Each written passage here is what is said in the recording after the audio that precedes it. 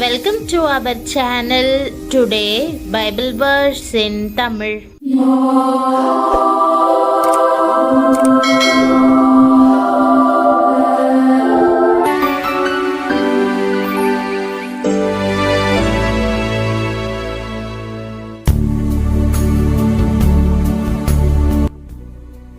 இன்றைய வசனம் லூக்கா 6ஆம் அதிகாரம் 12ஆம் வசனம். கிறிஸ்துவுக்குள் பிரியமானவர்களே, நம்முடைய ஆண்டவரும் இரட்சகருமான இயேசு கிறிஸ்துவின் வல்லமையுள்ள நாமத்தில் உங்களை வாழ்த்துகிறேன். அந்நாட்களிலே அவர் ஜெபம் பண்ணும்படி ஒரு மலையின் மேல் ஏறி ரா முழுதும் தேவனை நோக்கி ஜெபம் பண்ணி கொண்டிருந்தார் என்ற வசனத்தை இன்று நாம் தியானிப்போம். இயேசுவினுடைய தனிப்பட்ட வாழ்க்கையை நோக்கி பாருங்கள். அவருடைய தனி ஜெபமும் அவர் பிதாவோடு உறவாடி மன்றாடிய மன்றாட்டுகளும் நம் வாழ்க்கைக்கு அருமையான முன்மாதிரிகளாக அமைந்திருக்கின்றன. ஒவ்வொருவருடைய வாழ்க்கையிலும் தேவனோடு கூட தனிப்பட்ட ஜெப உறவு மிகவும் அவசியம். இயேசுவினுடைய ஊழியத்தின் வல்லமை அவரது ஜெப ஜீவியத்தில் இருந்தது. இந்த இரகசியத்தை அநேகர் அறிந்து கொள்ளுகிறதில்லை. ஜெப குறைவு என்பது ஆவிக்குரிய வெறுமையைத்தான் கொண்டு வரும். அதிகமான ஊக்கமான விடாப்பிடியான ஜெபம் தெய்வீக வல்லமையை உங்களில் கொண்டு வருகிறது. ஊழியத்திற்கு முன்னும் பிரசங்கிக்கும் முன்னும் உறுதியான ஜெபம் தேவை. இயேசு ஜெபிப்பதற்காக மலையின் மீது ஏறினார். அங்கே பிதாவோடு கூட தனித்திருந்தார். அங்கே எந்த தொந்தரவும் இடையூறும் இருப்பதில்லை. மனிதனின் முகம் பாராமல் தேவனோடு உறவாடி கொண்டே இருக்கலாம். மற்ற ஜெபங்களெல்லாம் அவசரமாக முடிந்து விடுகையில் மலையின் ஜெபமோ நீண்ட நேரம் தொடர்ந்து கொண்டே இருக்கும். ஏனெனில் மலையில் ஏறும்போதே ஒருவன் அதற்கு தன்னை தகுதிப்படுத்தி கொண்டுதான் ஏறுவான். இயேசு சில முக்கியமான சம்பவங்களுக்கு முன்னதாக மலையில் ஏறி ஜெபம் பண்ணியதை வேதத்திலிருந்து அறியலாம். உதாரணமாக, அவர் 12 சீஷர்களை தெரிந்தெடுக்கும் முன் மலையின் மேலேறி ஜெபித்தார். அவர் தேவகுமாரன் என்பது உண்மைதான். மனுஷர் உள்ளத்தில் இருக்கிறதை அறிந்து கொள்ளும் வல்லமை அவருக்குண்டு என்பதும் உண்மைதான். என்ற போதிலும் சீஷர்களை தெரிந்து கொள்ள அவர் மலை மீது ஏறி ஜெபிக்க வேண்டியது அவசியமாயிருந்தது. பிரியமானவர்களே, நீங்கள் எடுக்க வேண்டிய முக்கியமான தீர்மானங்களை மிக ஊக்கமான ஜெபத்துக்கு பின்னேயே எடுக்க உறுதி செய்து கொள்ளுங்கள். அற்புதங்களையும் அடையாளங்களையும் செய்வதற்கு முன் அவர் மலையின் மேலேறி ஜெபித்தார். வேதம் சொல்லுகிறது, அவர் மலையிலிருந்து இறங்கின போது திரளான ஜனங்கள் அவருக்கு பின் சென்றார்கள். இறங்கியதும் குஷ்டரோகியை தொட்டு, எனக்கு சித்தமுண்டு, சுத்தமாகு என்று சொல்லி குணமாக்கினார். 100க்கு அதிபதியின் வேலைக்காரனை வார்த்தையால் சுஸ்தமாக்கினார். பேதுருவின் மாமியை குணமாக்கினார்.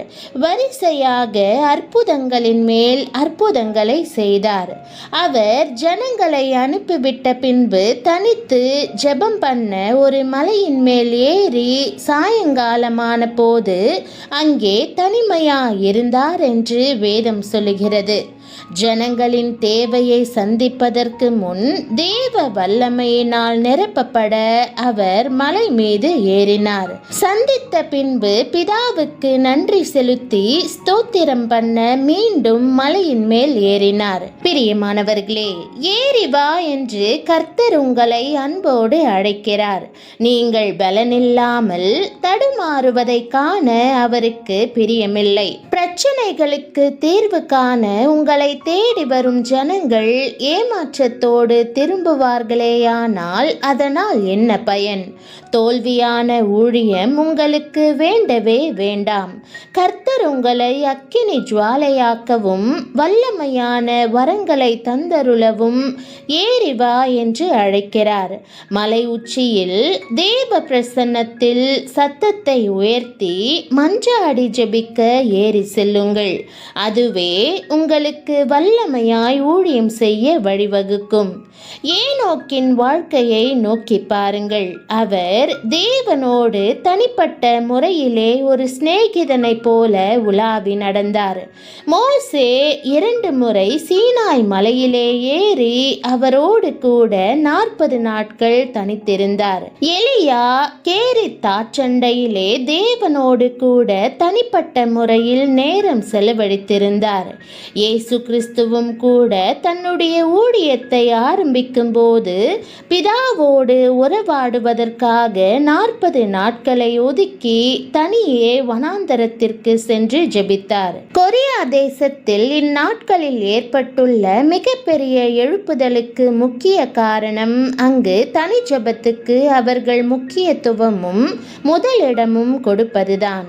ஒரு பெரிய எழுப்புதல் மாநாட்டில் ஒரு ஊழியர் எழுந்து அங்குள்ளவர்களிடம், எத்தனை பேர் 40 நாட்கள் இரவும் பகலும் உபவாசம் இருந்து தேவனை நோக்கி ஜெபித்திருக்கிறீர்கள் என்று கேட்டபோது 20,000 பேர் கைகளை உயர்த்தினார்கள். ஆம், கொரிய எழுப்புதலுக்கு தனிப்பட்ட உபவாச ஜெபம் முக்கிய காரணமாய் இருக்கிறது. ஒவ்வொரு சபையும் தங்களுக்கென்று ஒரு ஜெபமலையை ஏற்படுத்தி இருக்கிறார்கள். சிறு சிறு குகைகள் போன்ற இடங்களிலே ஜனங்கள் தனியாக அமர்ந்து இரவும் பகலும் இருதயத்தை ஊற்றி ஜெபிக்கிறார்கள். ஒருவேளை உங்களால் 40 நாட்களோ அல்லது 21 நாட்களோ தொடர்ந்து உபவாசிக்க போதுமான வசதியோ சூழ்நிலையோ இல்லாமல் இருக்கலாம். ஆனால் ஒவ்வொரு நாளும் தேவனோடு தனித்து ஜெபத்திலே உறவாடுவதற்காக பிரத்யேக நேரங்களையும் இடங்களையும் ஒதுக்கி வைத்துக் கொள்ளுங்கள். ஜனக்கூட்டம் உள்ள இடத்தில் ஜெபிப்பது கடினம். ஆகவே தனிமையான ஒரு இடத்தை தேர்வு செய்வது நல்லது.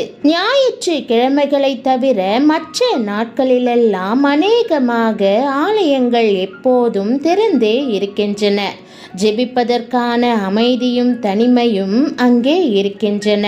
தனிமையாக ஜெபிப்பதற்கு செல்லும் போது அதற்கான நேரத்தை நீங்கள் ஒதுக்கி வைத்துக் கொள்வது நல்லது. மத்தியான வேளையோ அல்லது இரவின் பின்பகுதியோ தனிமையாக ஜெபிப்பதற்கு ஒரு அருமையான நேரமாய் இருக்கும். நீங்கள் ஜெபிக்க புறப்படுவதற்கு முன்பாக என்னென்ன காரியங்களுக்காக ஜெபிக்க வேண்டும் என்பதை முதலிலேயே தீர்மானம் பண்ணிக்கொள்ளுங்கள். உங்களுடைய வேதாகமம், பாடல் புத்தகம், ஜெப குறிப்புகள் அடங்கிய புத்தகம் எல்லாவற்றையும் கொண்டு போய் ஒரு சிறு பாடலை பாடிவிட்டு ஒரு வேத பகுதியை வாசித்துவிட்டு ஸ்தோத்திரம் செய்துவிட்டு ஜெபிக்க ஆரம்பியுங்கள். பிரியமானவர்களே, ஜெபம் உங்களுக்கு மிகவும் அவசியம் என்பதை மறந்து போகாதீர்கள்.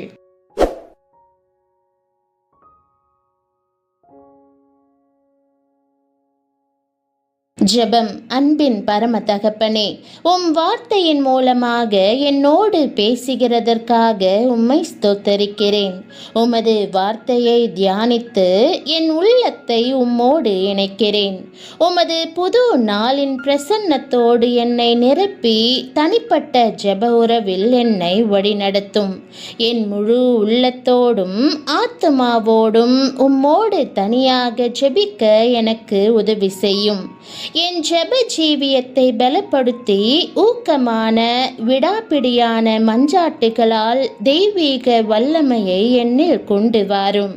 என் குறைகளையும் ஜெப குறைவையும் மன்னித்து என் இருதயத்தை உமது சமாதானத்தால் நிரப்பி எல்லா தொந்தரவுகளிலிருந்தும் விடுவியும். முக்கியமான தீர்மானங்களுக்கும் ஊழியத்திற்கும் முன் உம்மோடு தனித்திருந்து ஜெபிக்க எனக்கு கற்றுத்தாரும். என் வாழ்க்கையை உமது அன்பின் கரங்களில் சமர்ப்பித்து ஏறி வா என்ற உமது அழைப்புக்கு இணங்கி தனிமையான இடத்தில் நீண்ட நேரம் ஜெபித்து உம்மோடு உறுதியான சிநேகத்தை வளர்த்து கொள்ள எனக்கு உதவி செய்யும். என் எண்ணங்களையும் செயல்களையும் உமது நாமத்திற்கு மகிமையாக்கி அற்புதங்களும் வல்லமையான ஊழியமும் செய்ய என்னை ஆசிர்வதியும். காலைதோறும் உமது வார்த்தையால் என்னோடு பேசி என் நாட்களை உமது பிரசன்னத்தால் நிரப்பி ஒன்றாய் உமக்கு ஊழியம் செய்யும் என்னை ஆசிர்வதிப்பீராக. நாள் முழுவதும் உமது வல்லமை என்னோடு இருப்பதாக.